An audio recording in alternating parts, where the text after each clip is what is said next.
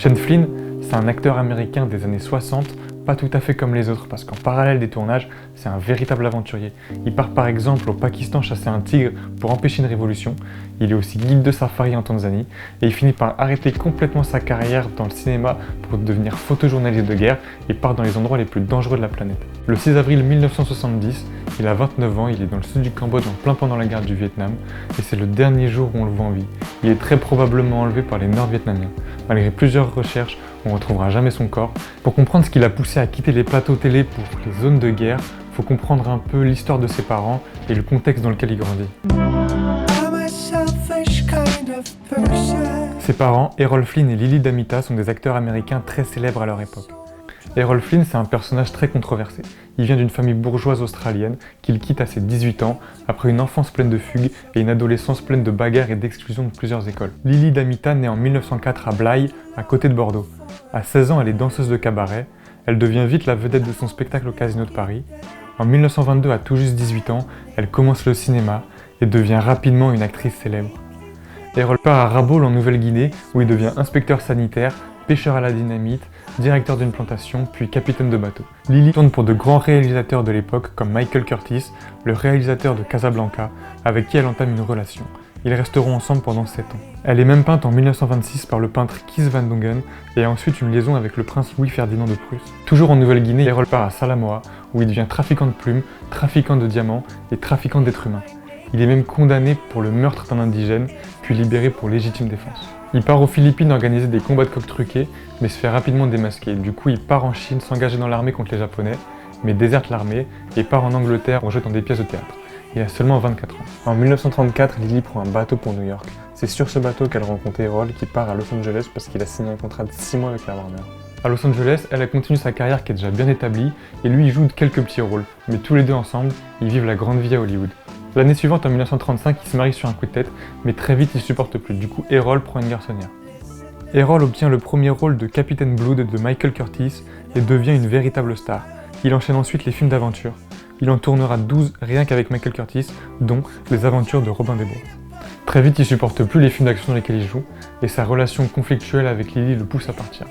Il part donc couvrir la guerre civile espagnole qui oppose les républicains, donc l'extrême gauche, aux nationalistes, l'extrême droite, dirigée par le général Franco.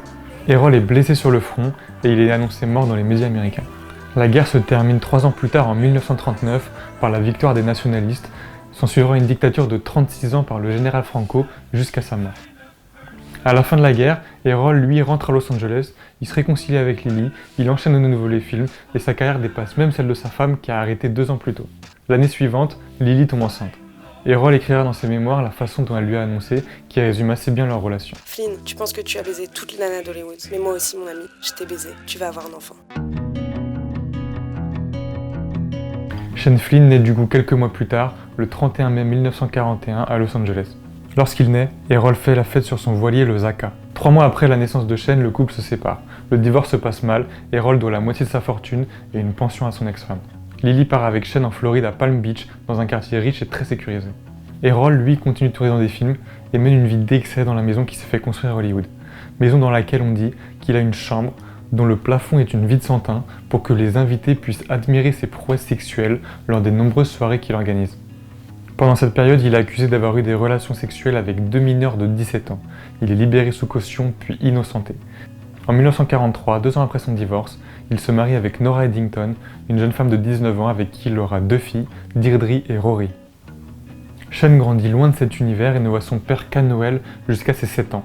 En 1948, sa mère décide que pour que son fils ait une figure paternelle, qu'il passe tous ses étés chez son père. En 1950, à 41 ans, Errol se marie avec Patrice Wymore, une jeune femme 17 ans plus jeune que lui, avec qui il a une 3e fille, Arnella.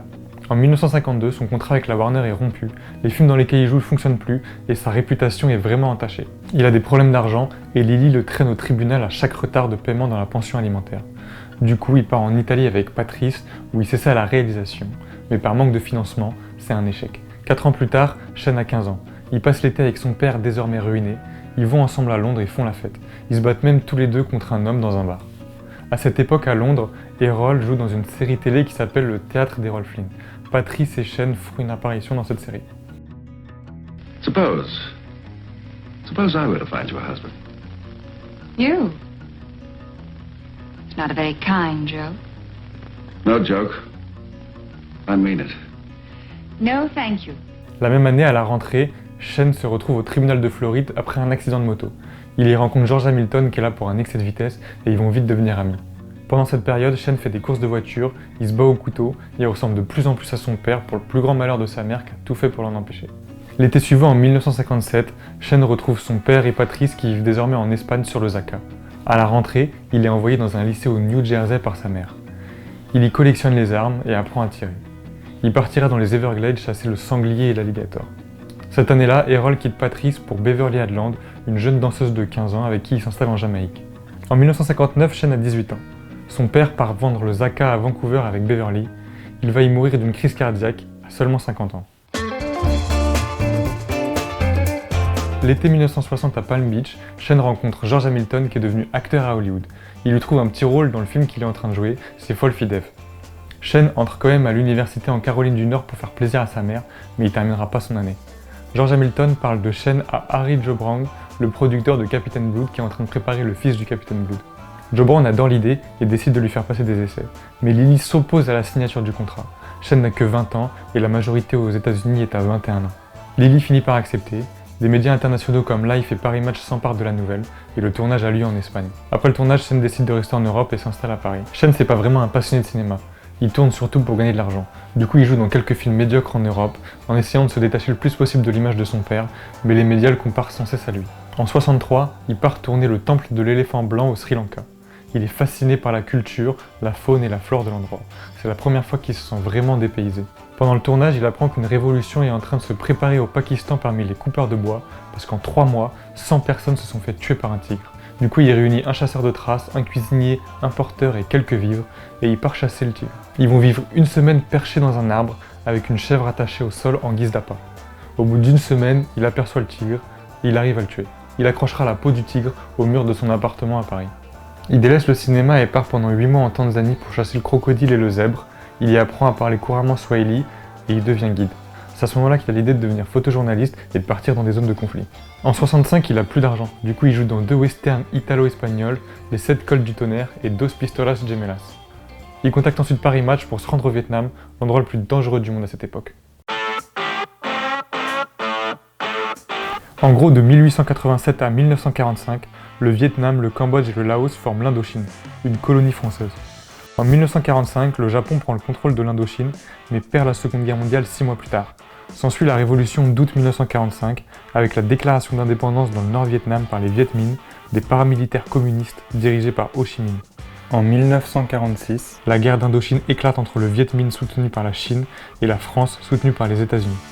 Les royaumes du Cambodge et du Laos deviennent indépendants en 1953. Après 8 ans de guerre, les accords de Genève sont signés en 1954. Les troupes françaises quittent le Nord-Vietnam, qui devient la République démocratique du Vietnam, contrôlée par le Viet Minh. Le Sud-Vietnam reste français. Des élections sont prévues en 1956 pour réunifier le Vietnam. Mais dès 1953, la guerre civile laotienne éclate. Le conflit oppose le royaume du Laos, allié aux États-Unis, à la Thaïlande et au Sud-Vietnam, au Pathet Lao, une organisation politique et paramilitaire laotienne communiste alliée au Viet Minh. En 1955, au Sud-Vietnam, Ngo Dinh Diem refuse une réunification et fait un coup d'État. Le Sud-Vietnam devient la République du Vietnam, soutenue par les États-Unis. Les Français quittent définitivement la région après 68 ans de colonisation. Au sud, la République du Vietnam est soutenue par les États-Unis, l'Australie, la Corée du Sud, la Thaïlande et les Philippines. Les États-Unis veulent à tout prix contrer le communisme en Asie du Sud-Est. Sauf que le Vietnam du Sud subit une rébellion communiste de la part du Front National de Libération du Sud-Vietnam, appelé les Viet Cong par leurs opposants. Les Viet Cong sont soutenus par la République démocratique du Vietnam, donc le Nord-Vietnam et son armée populaire vietnamienne. Eux-mêmes sont soutenus par les Soviétiques et la Chine. Le président Diem est de plus en plus autoritaire et répressif envers les opposants, ce qui accentue les tensions entre les différents camps. Il est tué en 1963 par le général Duong Van Minh avec l'accord des États-Unis, mais le nouveau régime est complètement déstabilisé. En 1964 a lieu les incidents du golfe du Tonkin. Pour faire simple, des navires de guerre nord-vietnamiens et américains échangent des coups de canon dans le golfe. Les États-Unis utilisent cet événement pour intervenir massivement au sol en 1965 et lancer dans les airs l'opération controversée Rolling Thunder.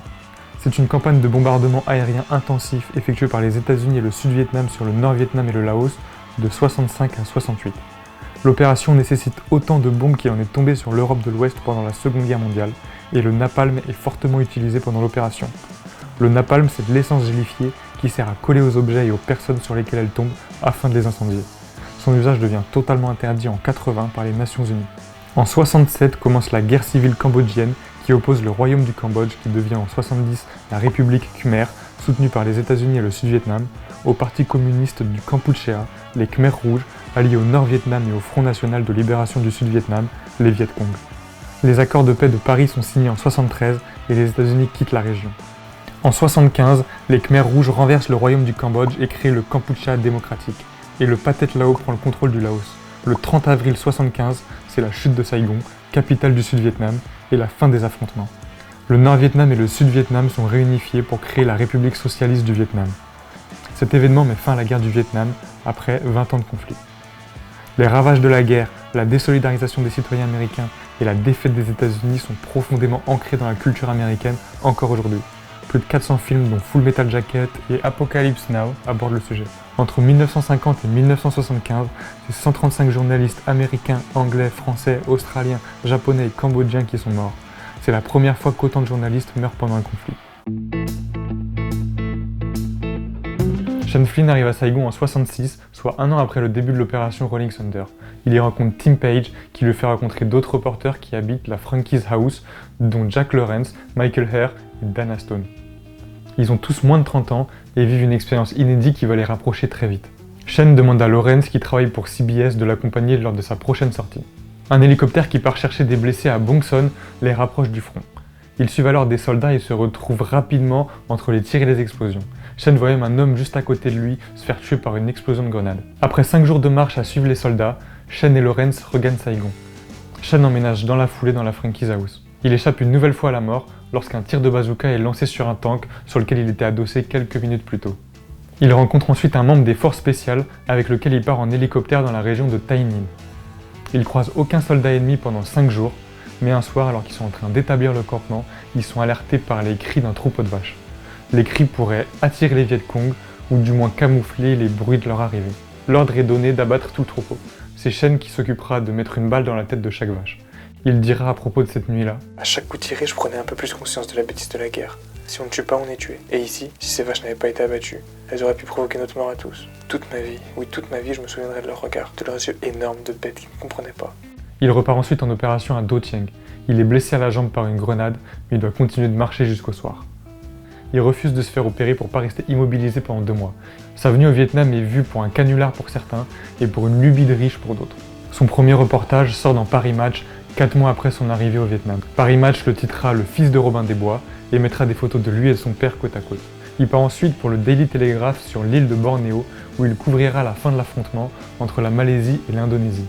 De retour au Vietnam au mois de mai, il part à Da Nang avec Tim Page qui se fera blesser à la tête par une explosion de grenade. Sean lui sauvera la vie en allant chercher une Jeep et en revenant à travers les balles pour l'emmener dans l'hôpital de la base militaire. Après cet événement, il rentre à Paris et il se remet en question sur la guerre, sur la mort et même du coup sur la chasse qu'il adorait avant ça. Au Vietnam, il a photographié les supplices infligés par les Américains sur les Viet Cong. Il a pour projet d'aller au Nord-Vietnam pour photographier les supplices infligés sur les Américains, afin de sortir un livre sur les 2 camps.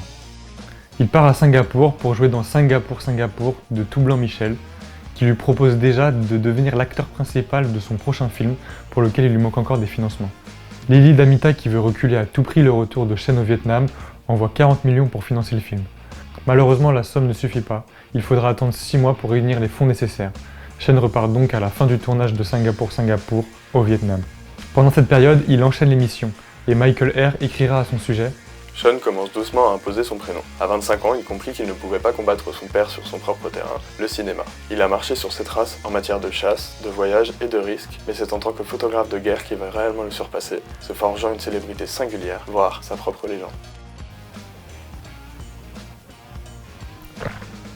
En janvier 67, il ressent le besoin de s'éloigner du Vietnam. Il va donc chez sa mère à Palm Beach, puis va à Londres retrouver George Hamilton qu'il n'a pas vu depuis longtemps et Tim Page qui est devenu un consommateur d'opium pendant sa convalescence après sa blessure à la tête. Ils décompressent, font la fête, se droguent, mais Sean s'éloigne de George avec qui il n'a plus vraiment de points communs. Sean rentre à Paris où il devient photographe de mode, mais au bout d'1 an, il ressent le besoin de retourner au Vietnam. Il part couvrir la guerre de 6 jours en Israël et retourne dans la foulée au Vietnam, retrouver Tim malgré les dissuasions de George. Il part ensuite en Thaïlande pour le Sunday Times qui lui commande un reportage sur une base militaire américaine. Il passe par le Laos et enchaîne les missions tout en fumant beaucoup d'opium. Son rythme effréné est stoppé lorsqu'il est blessé au ventre par une explosion. Il rencontre le fils de l'écrivain John Steinbeck qui lui parle de l'île de Phong, à 2 heures de Saigon, où vit Coconut Monk, un moine bouddhiste qui a fait vœu de silence jusqu'à ce que la paix règne au Vietnam. Le vieux moine réunit des adeptes dont Steinbeck, grâce à qui Chen s'ouvre aux religions orientales. À ce moment-là, Chen change radicalement. Il ne veut plus du tout fréquenter les militaires américains et refuse même de leur adresser la parole. Il part seul au Cambodge, visiter le temple d'Angkor et d'autres lieux sacrés. Pendant son voyage, il rencontre Carl Robinson, un photographe avec qui il traverse le pays tout en fumant de l'opium. Il reçoit un télégramme de l'ambassade américaine de Saigon qui lui apprend que son ami Tim Page s'est pris des éclats d'une mine anti-char qui lui a arraché la moitié du crâne. Il est dans un état très grave, il est transféré au Japon puis aux États-Unis pour être soigné. Chen se met à pratiquer le yoga et à fumer de l'opium quotidiennement. Il couvre quelques sujets pour CBS et la venue du président Nixon à Jakarta en Indonésie pour le Times. Il va ensuite en Nouvelle-Guinée interviewer un chef papou à propos du référendum pour leur rattachement à l'Indonésie. En Indonésie, il rencontre Lakshmi, une jeune Indonésienne de 17 ans avec laquelle il entame une relation. Un jour, le couple engage un chauffeur de taxi pour les emmener dans les montagnes. Sauf que le chauffeur de taxi est aussi un proxénète et pense que Lakshmi est une prostituée parce qu'elle est avec un blanc. 2 semaines plus tard, le chauffeur de taxi va voir Lakshmi et lui annonce qu'un Chinois a payé pour passer la journée avec elle. Chen l'apprend et part frapper le chauffeur de taxi et détruit sa voiture avec une batte de baseball. Il est envoyé en prison, libéré quelques jours plus tard, mais les parents de Lakshmi qui ont appris la nouvelle l'ont envoyé dans un couvent pour mettre un terme à leur relation. Chen s'installe du coup à Bali, il devient végétarien et passe ses journées à faire du yoga et à méditer sur la plage. Après 7 mois en Indonésie, Chen retourne à Saigon en 1970. Dana Stone est envoyé par CBS à Phnom Penh, la capitale du Cambodge, pour couvrir le renversement du prince par un coup d'État. Chen apprend que les Nord-Vietnamiens se rapprochent de Phnom Penh et décide de rejoindre Dana. Les Viet Cong forment désormais une ligne de front sur la frontière entre le Cambodge et le Sud-Vietnam. Son but, d'aller de l'autre côté, se rapproche. Il parle à Dana Stone de prendre des motos, de faire profil bas et d'aller dans les villages cambodgiens pour que les villageois les emmènent là où il y a de l'action. Chen le convainc en lui disant qu'il y a quelques jours, un journaliste canadien s'est fait capturer, mais il s'est fait relâcher quelques temps après. Chen et Stone partent le 2 avril sur 2 motos louées. Chen veut continuer de suivre la route 1 jusqu'au barrage des Viet Cong situé à 6 km de leur position. Mais Dana refuse parce que la veille, 2 journalistes japonais et un français se sont fait capturer sur ce même barrage. Chen décide donc de partir seul, mais Dana le rejoint quelques instants après. Chen et Dana tombent sur un groupe de l'ORTF et leur disent qu'ils doivent faire demi-tour. Le reporter Sean Flynn, qui nous a rejoint à vélomoteur, nous signalait des mouvements de troupes Viet Cong dans notre dos. Ultime tentative pour se rapprocher davantage de la voiture et avoir de plus amples informations sur le sort des passagers. Mais une quinzaine d'hommes courbés en deux, courant dans les taillis pour prendre position, nous ont obligés à effectuer une retraite précipitée. Le groupe fait demi-tour, mais Chen et Dana décident malgré tout de se rendre jusqu'au barrage. C'est les derniers signes de vie qu'on ait d'eux. 3 ans après la disparition de Chen, sa sœur Arnella déclare « Je ne serais nullement étonnée si j'apprenais qu'il se cache quelque part dans un endroit isolé et qu'il serait actuellement occupé à écrire ses mémoires ou quelque chose dans le genre. » George Hamilton écrira Sa fin tragique va lui donner une aura supplémentaire, comme si le fait de n'avoir pas survécu à l'aventure lui avait permis de surpasser son père. Héros de pacotille en comparaison, comme si c'était cela qui comptait. L'association Voices in Vital America lance une campagne de mobilisation auprès des médias afin d'obtenir des informations sur le sort de plus de 1000 soldats et journalistes disparus pendant la guerre. Des badges, des bracelets et des stickers avec la photo de Flynn sont distribués dans tout le Cambodge et des cartes d'anniversaire destinées à Flynn pour ses 34 ans sont envoyées en masse au roi du Cambodge. En réponse, l'entourage du roi déclara à Lily que son fils s'est fait tuer. Mais elle refuse de le croire car elle se souvient que Errol avait été déclaré mort pendant la guerre civile d'Espagne alors qu'il était juste blessé. Chen est officiellement déclaré mort 14 ans après sa disparition en 1984. Sa mère, Lily Damita, atteinte de la maladie d'Alzheimer, est mise sous tutelle en 1987 et meurt en 1994. En 1990, Tim Page retourne au Vietnam avec 2 caméramans pour résoudre le mystère de leur disparition. Il suit les traces de Flynn et Stone à partir de la route numéro 1 à la recherche de témoignages. Voici d'après lui ce qui se serait passé. Ils sont captifs mais bien traités dans un petit village jusqu'au début de l'année 1971. Puis ils sont livrés aux Khmers rouges qui se déplacent sans cesse pour fuir les bombardements américains. Après 1 an de captivité, ils commencent une grève de la faim, ce qui énerve leur ravisseur qui les exécute en leur mettant un coup de bêche dans la nuque. La description des deux hommes coïncide, un petit et un grand. Tim Page retrouve l'endroit supposé de leur exécution et réussit à récupérer des dents. Sauf que cette version est contredite 12 ans après, en 2002, par le journaliste américain Jeffrey Meyers, qui se base sur des témoignages recueillis en 1975. Selon lui, en juin 71, donc toujours un an après leur captivité, Chen souffre d'une rechute de malaria. Il est envoyé dans un hôpital du Nord-Vietnam où on ne peut pas le soigner. On lui injecte du chlorpromazine, il tombe dans le coma et il est enterré, sans doute encore vivant. Tim Page reconnaît son erreur. Après analyse ADN, les dents retrouvées appartiennent à 2 déserteurs de l'armée américaine. Perry Dean Young dit à propos de Page: « J'ai été consterné par les efforts de Page pour creuser la terre et en sortir ce qui pouvait être les restes de notre vieux copain de chambrée de Saigon. Page avait sans doute besoin d'une conclusion, mais pas moi. Je veux me souvenir de Flynn et Stone tels qu'ils sont sur leur dernière photo, vivants et jeunes, partant pour une nouvelle aventure. » En 2010, 2 Australiens créent la polémique en déterrant et en abîmant avec une pelle mécanique des ossements humains. Les analyses de ces ossements ne correspondent toujours pas à ceux de Flynn ou de Stone. En avril de la même année, Robinson réunit d'anciens photographes à Phnom Penh pour inaugurer une stèle à la mémoire de la 50aine de leurs collègues disparus. George Hamilton y est présent. Robinson y déclarera à la BBC: « Cela ne valait pas la peine de mourir. Mais nous avions tous ce fantasme, le soir, après un joint ou deux, d'aller voir de l'autre côté et de rapporter le scoop de la guerre. La réalité est que c'était sacrément dangereux. Mon Dieu, c'était vraiment une chose stupide à faire. » Le parcours de Sean Flynn a inspiré beaucoup d'œuvres littéraires, musicales et cinématographiques des années 70 à aujourd'hui. L'écrivain Jean Targetti s'inspire du personnage de Sean Flynn pour son roman Enquête sur un crucifié en 1973. Francis Ford Coppola s'en inspire pour le personnage du photographe, interprété par Dennis Hopper dans Apocalypse Now. Le groupe The Clash lui dédie une chanson éponyme, Frankie Zaous, est le titre d'un téléfilm anglo-australien qui raconte son amitié avec Tim Page. Perry Dean Young sort son livre Two of the Missing, Philippe Lombard, écrit en 2011, Sean Flynn, l'instinct de l'aventure. La même année sort The Road to Freedom de Brendan Moriarty, un film qui retrace la vie de Sean Flynn.